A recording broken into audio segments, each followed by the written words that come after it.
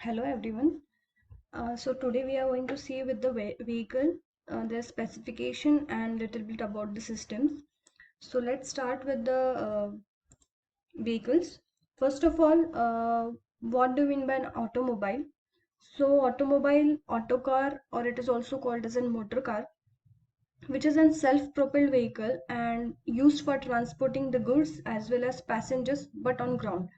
So it is a somewhat different concept than that of the self-propelled vehicle that is used for air transport and water transport. So we are going to see in details with the automobile and its system. So first of all, we are going to see within chassis. So what do you mean by chassis? So basically, a chassis is a basic the base frame of a car upon which the other components are mounted. So this chassis is a major sub-assembly for building an automobile, and this chassis is also known as an backbone of the automobile. So this chassis mostly includes the frame, engine, clutch, gearbox, propeller shaft, joint, suspension system, and the chassis was it was originally used to denote the frame. Expect the list of components. So all the components of the vehicle except the body is called as a chassis. So this chassis and the types of this frames is again divided into three types. One is conventional frame, subframe, and frameless construction. So a conventional frame means which you can see from the figure. In the subframe, there are two frames, a separate frame which is called as a subframe, which is mostly used for mounting the components such as engine, clutch, and gearbox. So that is an subframe, and frameless construction is a third type of frame in which it consists of a floor which is strengthened by its cross members and the body, and all together are welded together. So this is called an frameless construction. So let's see with an layout of an automobile. So as you can see from the figure, uh, you can see a chassis. This one is the chassis. Okay, so these are called as an side members. Okay, and this are which is this members are the supporting members, and over which the other components are mounted or supported by the chassis. So first of all, this is called as an frame. This outside one is called as an frame. Next one we have an suspension system. Before that, frame means metallic structure on which other components or assemblies are mounted. Second one, we have a suspension system. Suspension system, the name indicates, as you know, that it is used for absorbing the shocks and vibrations. So that is a suspension system. Next one, we have steering system. Steering system is used to steer the vehicle to a particular direction. So that is a steering system, that is to the left or right according to the requirement. We can change the direction of the vehicle. That is a steering system. Next one, we have braking system. So braking system is used either to slow down the vehicle or to stop the vehicle, and whatever the components you are going to see on the right hand side, they are all mounted or supported by the chassis. Next one, we have an IC engine. IC engine full form is internal combustion engine, uh, which is used for converting the thermal energy of fuel into mechanical uh, energy for moving the vehicle from one position to another. That is an IC engine. Next one, we have clutch. So clutch, basically you can see from here, clutch is used for connecting the engine to the gearbox. So this clutch is used for engaging and disengaging the two shaft, that is connecting and disconnecting the two shaft, and because of which it can control the transfer of power from the engine till the gearbox. So that is the use of clutch. Next one, we have an gearbox. So the gearbox, the name indicates, it consists of number of gears, which is called as a gear drive, which is used for having a variation in the torque, or we can call it as speed. And this, whatever the speed we get on the output shaft, that is transferred to the wheel through propeller shaft. So that is the use of gearbox. Next one we have propeller shaft. So propeller shaft, which is a rotating member, and which is connected between the gearbox output shaft and with the differential. This is your differential. So it is used for while traveling there will be an misalignment of any shaft or variations. So that variations can be absorbed by this propeller shaft due to an uneven road surface. So next we will see with the universal joint. So universal joint, here it is located. So this is the two universal joints mounted on each end of the propeller shaft, which can give us an variation in the what we can say in the height of the shaft. So that is an universal joint. Next one we have an differential.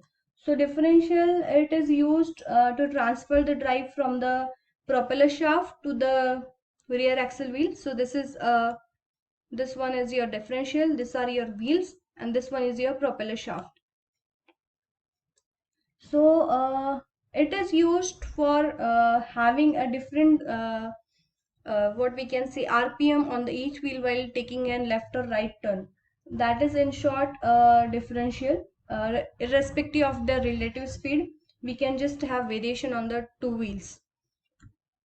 And last one is your axle. So there are basically two types of axle. One is front axle and second one is rear axle. So front axle is located on the front side of the vehicle, and rear axle is located on the rear side of the vehicle. So normally the front axle consists of a steering mechanism, and the rear axle, which is a driving shaft enclosed in a tubular cross section or structure, and which on which the wheels are mounted. So that are an axle. So there are different types of layout of an automobile. So the layout consists of like the engine and different elements which are mounted together to drive the axle. So so normally there are four different types of layout, like front engine front wheel drive, front engine rear wheel drive. Next one we have rear engine rear wheel drive, or we can have a four wheel drive or all wheel drive. So one by one we are going to see with the first one, that is front engine front wheel drive. So you can see from the figure as well, on the right hand side, like there are four wheels. So you can see on the front side the engine is located, and the whatever the power is generated, that is transferred to the front two wheels. So because of that it is called as a front engine front wheel drive. uh, so basically, how the power is transmitted from engine to clutch, then clutch to gearbox, universal joints. Then we have one more differential which is located on the front side of the vehicle, and then the power is transmitted to the wheels. So there are few advantage of this front engine front wheel drive, like it is compact in design. Second one, due to higher weight of steering wheels, it provide a greater stability, and it reduces the slipping of what we can say, uh, skidding of the wheels on the slippery roads. So next one, as it does not require an propeller shaft, so so that particular what we can say and component is eliminated in the front engine front wheel drive, and the power required for the cooling is quite reduced in the front engine. And last one, there is a disadvantage that it is very difficult for uh, to drive on stiff gradient roads. And there is one more disadvantage we can call, like poor ability of the vehicle to climb on a step wheel, because we have lower weight on the rear wheel. So that are the few disadvantages of front engine front wheel drive. Next, we are going to see with another layout, that is front engine rear wheel drive. So front engine rear wheel drive, we can see from the diagram, the engine is located on the front side of the vehicle and the power is transmitted to the rear side of the vehicle. So that's why it is called as in front engine rear wheel drive. So how the power will be transmitted from engine to the clutch, clutch to gearbox, then gearbox to this propeller shaft, and propeller shaft to differential, and differential to the rear wheels. So likewise, the power is transmitted from front side of the vehicle to the rear side of the vehicle. So it is called as a front engine rear wheel drive. So we will see with few advantages and disadvantages. Like as the number of components has been increased, like here we have an additional propeller shaft, then definitely we are going to have here two universal joints, so the distribution of weight is even from front to the rear side of the vehicle. Second one, large luggage space is provided behind the rear seat, so that luggage space, or we can call it as boot space, can be utilized for keeping our luggage. And as we can see there, the maintenance and accessibility of engine is easy, and as the number of components on the front side has decreased, so it is very easy to steer the vehicle on the particular side. So that is a few advantages. Next we will see with the limitations. As you know that we have already seen there is additional propeller shaft, and we require universal joint for transmitting the power from the gearbox to the differential.